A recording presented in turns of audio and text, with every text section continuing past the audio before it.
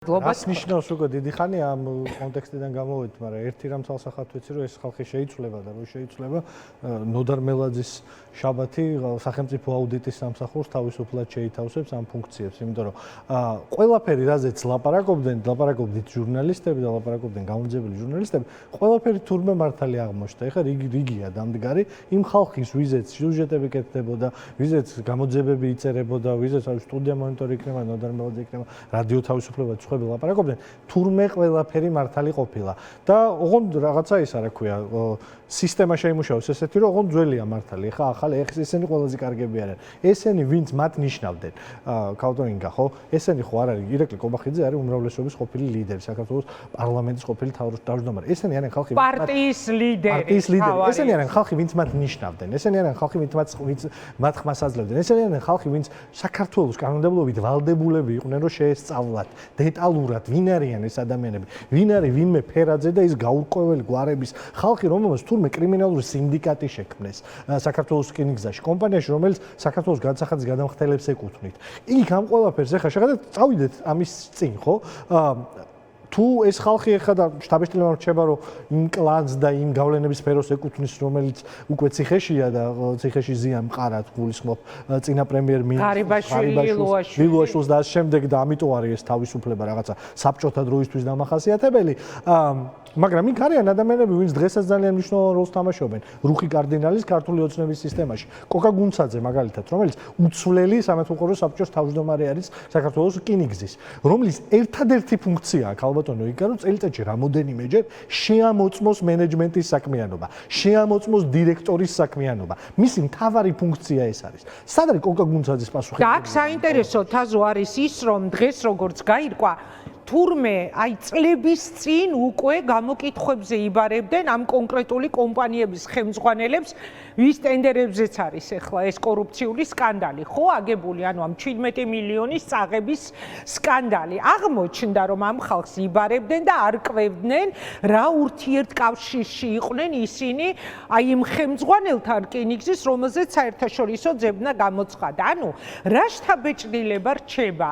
ერთი ხელით საქმე იყო აღძრული, რაღაც გამოძიება მიდიოდა, მეორე ხელი არაფერს აკეთებდა, იმიტომ რომ აი სულ მახსოვს ქართული ოცნების ხელისუფლებაში მოსვლიდან ძალიან მალევე სულ ვრცელდებოდა ინფორმაცია სხვადასხვა დროის მაღალ ჩინოსნებზე, რომ ყველაზე არის საქმეები აღძრული და არის ეს საქმეები თაროზე შემოდებული. და აი გავიდა წლები და დაიწყო ახლა ამ კორუფციული სკანდალების აფეთქება. კი, ყველაზე ისეთ კლასიკურ საბჭოთა ტრადიციაში, როდესაც წინა ხელმძღვანელობისთვის გროვდება საქმეები, იდება თაროზე, რომ შემდეგ ეს იყოს გამოყენებული მათ წინააღმდეგ. ან მათ გასაშაობად, ან მათ გასაშუალებლად, ან რაც ყველაზე მნიშვნელოვანია, მათ დასაჯდელად. იმიტომ რომ ივანიშვილის ტიპის ბატონს ყოველთვის დასჭირდება ვიღაცის დასჯა, ვიღაცის შეწირო. ეს ესეთი კაცია, ასეთი სისტემა არის. ეს რაღაცა რუსულ კვაზი ოლიგარქიული სისტემა ამას გულისხმობს, რომ აუცილებლად მას უნდა შეწიროს ვარაკად მერე ყველაფერი. ხო, წინა ღარიბაშვილს მოუწია საკუთარი თავის და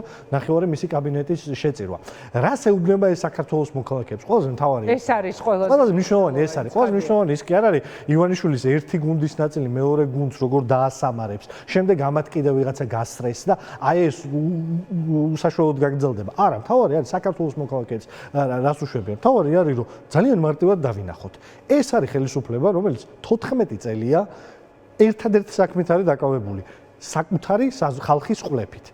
ერთი, მერე ეს არის ხელისუფლება, რომელიც დაკავებულია ღიად კრიმინალის მხარდაჭერით და კოლ-ცენტრების მხარდაჭერა და კოლ-ცენტრების ოპერირების დაშვება, ეს არის კრიმინალის დაშვება, ორგანიზებული დანაშაულის დაშვება. ანუ ჩვენ გვყავს ხელისუფლება, რომელიც საქართველოს მოქალაქეებს ყვლებს, ჩვენ გვყავს ხელისუფლება, რომელიც საერთაშორისო მასშტაბის მულტინაციონალურ კრიმინალურ სინდიკატს უდგას სათავეში, ჩვენ გვყავს ხელისუფლება, რომელიც ფარველობს კრიმინალებს, ჩვენ გვყავს ხელისუფლება, რომელიც ეხმარება რუსებს იმაში, რომ სანქციებს თავი აარიდონ და ცივილიზებულ სამყაროს თავი არიდონ და ამითი გააგრძელონ უკრაინელი ხალხის ხოცვა.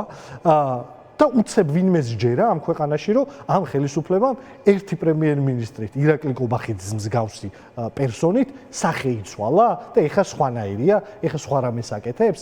ეხაც იგივეს ვამბობთ, როგორც 5 წლის წინ ნოდარ მელაძე ამაზე ლაპარაკობდა, საბაბუაძე ამაზე ლაპარაკობდა, ლევან ხაბეიშვილი, სხვა ის პოლიტიკოსები, რომელიც აქტიურად იკვლევდნენ კორუფციას, ამაზე ლაპარაკობდნენ. ზუსტად ესე ვამბობთ ეხა, რომ ყულევში აშენებული ტერმინალი არის უდიდესი მულტინაციონალური კორუფციის და კრიმინალის ადგილი, რომელიც აფეთქდება აუცილებლად აფეთქდება. როგორც სკანდალი. აუცილებლად საერთაშორისო სკანდალი იქნება. რომ აი დღესაც დასანქცირდნენ გემები, რომლებიც აი ამ ოპერაციებში არის ჩართული რუსული ნავთობრის გათეთრების და შემდეგ გარეთ გატანის. რომ აუცილებლად რომ აგრეთვე გამოჩნდა უკვე და დასანქცირდნენ კრიპტო პლატფორმები საქართველოში, რომლითაც მიდის ფულის გათეთრება. იმ ფულის, რომელიც ძირითადად ხმარდება უკრაინელების ხოცვას, მაგრამ ამის მიღმა ხმარდება ისეთ კრიმინალურ სინდიკატებს, რომლებიც დაკავებული არიან საერთაშორისო ტრაფიკინგით, საერთაშორისო ნარკოტიკული ვაჭრობებით. ეხაც ვამბობთ, რომ ეს ხალხიც, ვინც ეხა მართავენ საქართველოს, იხსჩობა კორუფციაში. რომ ივანიშვილის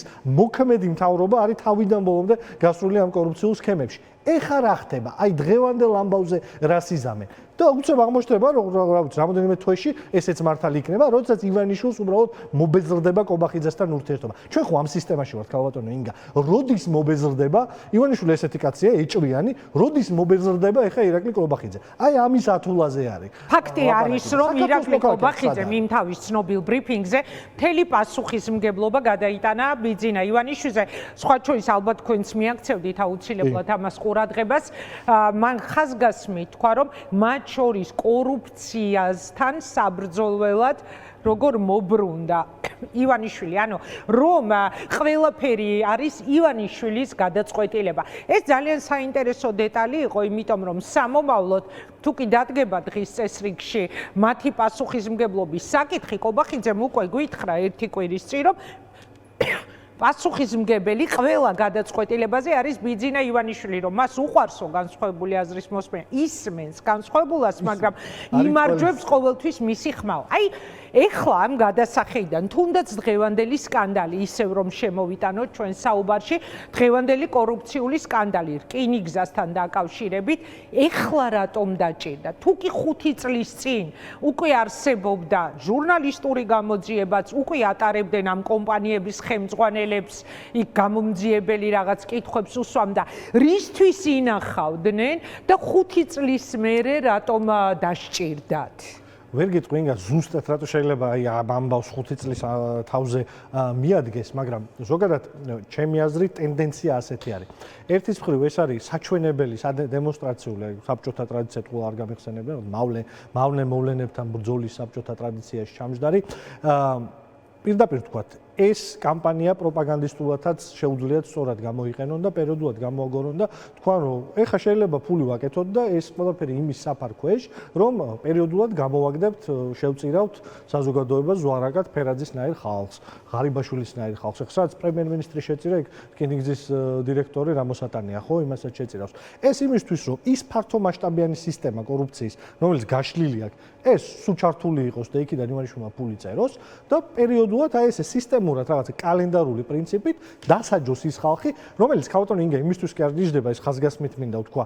ამ ხალხს იმიტომ კი არ რჯის, რომ ივანიშვილი თulis რომ კორუფციით მათ მოპარე საქართველოს მოპარე. გამორიცხულია რომ არ ქონოდათ ინფორმაცია, ეს ხალხი რას აკეთებდა. ეხლა როდესაც გამოდიან და გვეუბნებიან, რომ თურმე სუსის უფროსი კოლ-ცენტრს მფარველობდა, თურმე სუსის უფროსი ქრთამებს იღებდა უცხოელი ბიზნესმენისგან თუ კოლ-ცენტრები, გამორიცხულია რომ ეს არ სცოდნოდა და ისიც ძალიან რთულად წარმოსადგენია ირაკლი ღარიბაშვილი, რომელიც დღეს სწორედ კორუფციის და არადეკლარირებული შემოსავლების გამო ყავთ ციხეში 5 წლით გამოკეტილი, არ ყოფილიყო ივანიშვილის კონტროლის ქვეშ და თვალთვალის, იმიტომ რომ დავაკონკრეტებ, როდესაც პირველად ღარიბაშვილი მოხსნა, მან პრაქტიკულად პირდაპირ თქვა, რომ ღარიბაშვილი მოხსნა ნათესავების თემის გამო, ანუ კორუფციის გამო და მეორე თანამდებობაზე მობრუნებული ღარიბაშვილი რას აკეთებდა, ივანიშვილს არ სცოდნოდა, ეს იყო გამორიცხული. ანუ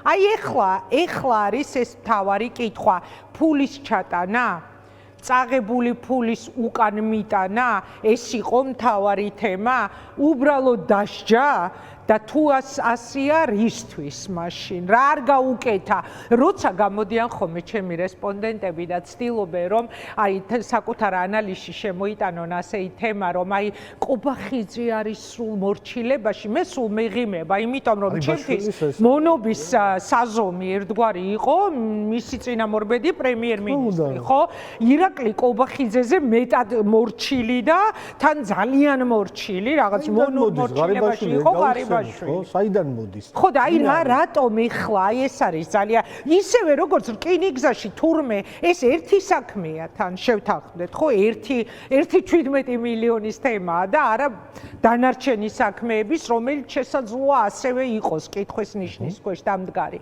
ეხლა რატომ გახდა ეს ყველაფერი საჭირო ხალხს აჩვენებენ ამით რამეს თუ უბრალოდ ფული მოიტანეთ წაღებული ფული მოიტანეთ მე მგონია რომ ორივე არის პირველ რიგში ოღონდ პირველად ინტერესი არის წაღებული ფულის მოტანა აბსოლუტური ინფანტილიზმია თქვა რომ ირაკლი ყობახიძე არის ბევრად უფრო მორჩილი ვიდრე მისი წინამორბედი ხო მაგას არ ვიზიარებ იმიტომ რომ ის საოცარი იყო ირაკლი ღარიბაშვილი ვინ იყო საჯარო პოლიტიკაში ვინ იყო არავინ ირაკლი ყობახიძე იყო თანამშრომელი ბიძინა ივანიშვილის ლილუაშვილი ვინ იყო ბიძინა ივანიშვილის კერძო სტრუქტურების თანამშრომელი სამშენებლო კომპანიის დირექტორი. ეს კაცი ეხლა რომ ზემდაში გამოაცხადეს და 5 წელი რკინიგზას ხელმძღვანელობდა, ეს კაცი ვინ იყო? საპარტნიორო ფონდის თანამშრომელი. ეს ხალხი, საერთოდ ციდან კი არ ჩამოვარდნილა. ამ ხალხს რამე საჯარო კარიერა კი არა აქვს ნაკეთები და თავისი გზა თვითონ კი არა აქვს დაკავებული. ეს არის ხალხი, რომელიც ივანიშვილმა თავისი კერძო სტრუქტურებიდან მოიყვანა და დასვა თანამდებობებზე. თან იმ პრინციპით, რომ ყველაფერს გაკაჩავს. იმ პრინციპით, რა პრინციპითაც დღეს ყაველაშვილი ყავს ქვეყნის პრეზიდენტად. იმ პრინციპით, რა პრინციპითაც ყავენ უდიპლომო პარლამენტარები პარლამენტში. ივანიშვილი ასე უყურებს მათ ერთ ნაცრისფერ მასას ადამიანებს, რომელსაც ერთს ამოიღებს, დასვავს ის არ მოეწონება, გადააგდებს. ანუ ეს რაღაც უტილიტარული დამოკიდებულება ადამიანებისადმი, ამას დიდი ხანია ვხედავ. ეგ ყველაზე კარგად გამოყენების სუსის უფროსების თემა. აი რომ გავიხსენო დანიშნა ოხანაშვილი, კაცი რომელიც ბაჩიაშვილი ამბობდა, ბორტზე თავად იყო ოხანაშვილი, მაშინ სუსის უფროსი, როცა მოიტაცეს ბაჩიაშვილი და ჩამოიყვანეს აქ რომ ციხეში ჩაესვა. მე რატომ მოხსნა ეს ოხანაშვილი ვერ გავიგეთ. მე ინიშნება მამუკა მდინარაძე, რომელსაც აძლევენ გენერალ სიმუსობას და რაღაც 1000 სტატუსს და ჩინმენდლებს. მე რატომ მოიხსნა ეს მამუკა მდინარაძეც კაცმა ვერ გაიგო. ანუ სინამდვილეში ყობახიძე რომ ამბობდა რომ ყველაფერ გადაწყვეტილებას იღებს ივანიშვილიო, ხო, აქ მართალი იყო ყობახიძე, ხო? რა თქმა უნდა, მართალი იყო და მართალია და ყოველთვის ესე იქნება, სანამ ივანიშვილი იქნება ხელისუფლებაში. ვერავინ ვერ მიიღებს ვერავითარ გადაწყვეტილებას მის გარდა. შიში ოხერია ყობახიძის შემთხვევაში და კი ერთგვარად ადიდა, მაგრამ პარალელურად გეთახმები იმაში, რომ აკიდა ეს პასუხისგებლობა იმ ერთ-ერთ ალბათ საქართველოს საჯარო ისტორიაში ერთ-ერთ ყველაზე სამარცხვინო ბრიფინგზე, რომელიც აი არსაიდან გამომძვრალი და დადგა და იქ რაღაცა ლოცვასავით წაიკითხა ივანიშვილის გაკეთებული საქმეები. ამ სისტემას აქვს ერთადერთი ჩამკეტი. ეს ჩამკეტი არის ივანიშვილი. ივანიშვილი წყვეტს აბსოლუტურად ყველაფერს ამ სისტემაში. ეს ყველას უნდა ესმოდეს.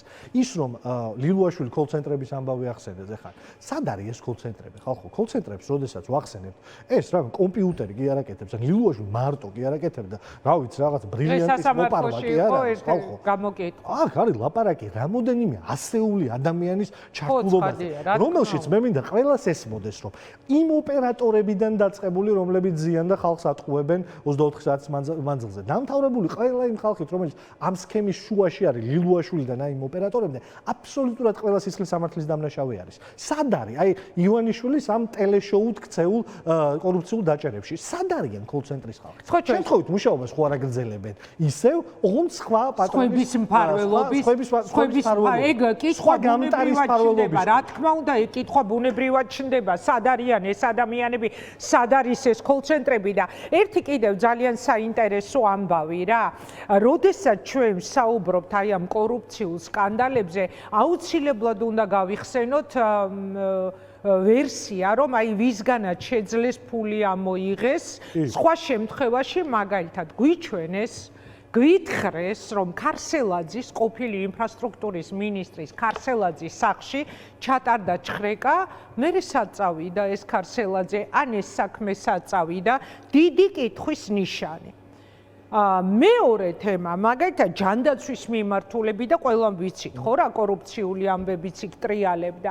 სად წავიდა მაგალითად მინისტრ ყოფილ აზარაშვილის პასუხისმგებლობის თემა და ასე შემდეგ. მოკლედ, თან ვითომ კორუფციას ებრძვია, მაგრამ ფაქტია, რომ აქ რაღაც ძალიან სერიოზული პროცესი მიდის, რომლითაც სავარაუდოდ, როგორც ბევრი ადამიანი ვარაუდობს, ფულის უკან ჩატანაზე არის საუბარი და აი ამ ქვეყანაში, რომელზეც თქვენ ამბობთ, რომ აი ესეთი რუსული სტილით, მაფიოზური სტილით იმართება მთელი ქვეყანა, აგერ თურმე უკვე 14 წელია, რისი აღიარებაც თავადვე უხდებათ, ეხლა ახალი მოცემულობის წინაშე დადგა. მინდა გავიხსენოთ 2024 წლის 28 ნოემბერს, რატომ დაიწყო ამ ქვეყანაში საპროტესტო გამოსვლები, როცა ირაკლი კობახიძე გამოვიდა და თქვა, რომ ვაჩერებთ ევროკავშირთან მოლაპარაკებების პროცესს. ახლა გაჩნდა ასეთი შთაბეჭდილება, დაგურჩა, მე ყოველ შემთხვევაში ძალიან დარწმუნებული ვარ, როცა ამ შთაბეჭდილებაზე ვსაუბრობ, რომ პაპუაშვილმა იყო კობახიძის როლი და მისი განცხადებები ევროკავშირთან დაკავშირებით. თქვენ როგორ ფიქრობთ, ეხლა რა პროცესშია ჩვენი ქვეყანა? ფაქტია, საბჭოთა კავშირთან შედარება და ყველა ის უბედურება, რასაც ჩვენ ვისმენთ მართველი გუნდისგან ევროკავშირის მიმართულებით. ხომ არ გაქვთ ასეთი განცდა, რომ პაპუაშვილი აგრძელებს ეხლა და გააგრძელებს მთელი პარტია, რომ მიიყვანონ პროცესი იქამდე, თავად ევროკავშირს დაბრალდეს საბოლოო ჯამში ჩვენზე უარის თქმა. რა თქმა უნდა, ძალიან მნიშვნელოვანი კითხვა არის, მადლობა ამ კითხვისთვის. დღეს უსმენდი პაპუაშვილს და ერთ-ერთი სიტყვით მესმოდა მარია ზახაროვას სიტყვები. მესმოდა მოსკოვიდან ნაკარნახევი ტექსტი. მართლა, მარია ზახაროვა რაღაცა კახური ელფერით იდგა იმასთან, აქვე ტრიბუნასთან და ლაპარაკობდა ზუსტად იგივეს, რასაც ლაპარაკობენ რუსები ევროკავშირთან, რომ ეს არის რაღაც საბჭოთა კავშირი, რომ ეს არის რაღაც ბიუროკრატიული ჯოჯოხეთი და ამ შემდეგ. იციან, რომ პროცესები, რომელიც ევროკავშირში დაიწყო, მათ წინააღმდეგ არის შეუქცევადი. იციან, რომ საქართველოს მათ პირობებში ძალიან აბსოლუტურად ყველაფერს კარგავს, არა თუ მოლაპარაკებების მაგიდაზე ჯდება მოლდოვასა და უკრაინის მსგავსად გუშინდელი მოყოლებული, არამედ პირიქით ის მთავარი მონოპოლარი ევროკავშირთან ურთიერთობის დღეს რაც გვაქვს უვიზო მიმოსვლა, ამის დაკარგვის სერიოზული რისკი და საფრთხე დგას. იციან, რომ ვერაფერს ვერ უშველიან, იმიტომ რომ ხელისუფლების შენარჩუნება უნდა და დაიწყეს ისტერია, ჩვეულებრივი. ეს არის დღევანდელი პაპუაშვილის გამოსვლა, ეს არის რაღაცა ერთგვარი ჟურნალი დიდი კინოს წინ, სადაც პაპუაშვილი და მთელი ქართული ოცნება დაიწყეს ისტერიულ ლანძღვას ევროკავშირში. ლანძღვა სხვა არის, მაგრამ მე გადაწყვეტილებამდე მიდის თუ არა ეს ლანძღვა ეს მაინტერესებს. ეს ლანძღვა არის წინაპირობა იმისა, რომ მათ გააკეთონ ძალიან მკვეთრი ტანის მოძრაობები და მაგალითად ან დაასწრონ, ან უმალვე გამოიტანონ კანდიდატის სტატუსი. ეს ამისკენ მიდის ყველაფერი, რომ თქვენ რომ მე ესეთ ევროკავშირში არ მინდა, ჩვენ კონსტიტუციაში დღეს ამ მნიშვნელოვანი ფრაზა ითქვა. ჩვენ კონსტიტუციაში არ გვიწერია ესეთ ევროკავშირში შესვლაო. რომელი კონსტიტუციას კითხულობს, ან სად წაიკითხა, რა განმარტება არის ეს, ხო? ესეთში არ გვინდაო შესვლაო, იმიტომ რომ იცის რომ კონსტიტუციის წინააღმდეგ წასვლა დაიმუქრება. და როდესაც ამ ქვეყანაში ხელისუფლება შეიცვლება, ამისთვის დაიჯდება საქართველოს კონსტიტუციის წინააღმდეგ, კონსტიტუციური წესრიგის წინააღმდეგ სვლაში. ძალიან მნიშვნელოვანი ამბავი არის, საქართველოში ვიზიტით იყო პრემიერ-მინისტრი ვუჩიჩი, რომელიც სხვა შორის აი ეს უნგრული ტალღა სერბებს ბევრად უფრო მკვეთრად შეეხო და უნგრეთში ძალიან არაპოპულარული თემა ევროკავშირიდან გასვლა. ამ კაცმა თქვა რამოდენიმე დღის წინ, რომ ის აპირებს წავიდეს ხელისუფლებიდან. ანუ მის მიხვდა, რომ ძალიან საშიში თამაში არის ის თამაში, რომელიც ორბანმა წააგო და იგივე თამაში შესვლას არაპირებს და შეგახსენებთ, ვინც არის ის იმათ ვეთქვი, რომ ვუჩიჩი არის ზუსტად იგივე ტიპის მოკავშირე რუსეთის ფედერაციის, როგორც არის ბატონი კობახიძე ივანიშვილი და როგორც იყო ბატონი ორბანი. ანუ იმ კაცმა უკან დაიხია სერბეთში, რომელშიც ზუსტად იგივე სისტემა აქვს შექმნილი, რაც ივანიშვილს აქვს, მაგრამ აქ ივანიშვილი უკან დახევას არაპირებს. ივანიშვილმა დღეს თქვა, რომ აი პაპუაშვილის სახელით თქვა, რომ ჩვენ არ გვინდა ეგეთ ევროკავშირში შესვლა და არ გვინდას ერთადერთი ქმედება აქვს ბატონო ინგა. გამოიწვიონ უკან განაცხადი კანდიდატის ფიქრობთ, რომ აქეთ მიდის ყველაფერი. რა თქმა უნდა ეს ხო, ასეთ განცდას ნამდვილად ტოვებს ეს ბოლო პერიოდის ისტორიულ ანტიევროპულ განწყობას. და დარწმუნებული ვარ, რომ საქართველოს მოქალაქეები ამას არავითარ შემთხვევაში არ მიიღებენ, იმიტომ რომ ეს წარმოუდგენელ ზღვარს მიღმა დარჩენა არის ამ ქვეყნის. ანუ რას თავაზობთ საქართველოს, რას თავაზობთ ქართულ ხალხს? ჩვენი შვილების მომავალი უნდა იყოს ის, რა ქვია, აი ეს კორუფციული სკანდალები ყოველ 2 დღეში ერთხელ, რაღაცა გამონაცვალი იმასავით, რა ქვია, სასტუმროში დატოვებული კბილის ჯაგრისივით გამონაცვალი მინისტრები და თანამდებობის პირები და რაც ივანიშვილს მოუნდება, იმის კეთება მთელი ერის. აი ეს კითხვა დაუსვას ქართულმა ნებისმიერმა ამ ქვეყნის მადლობა. მადლობა თაზო. მადლობა დიდი რომ იყავით ჩვენი სტუმარი.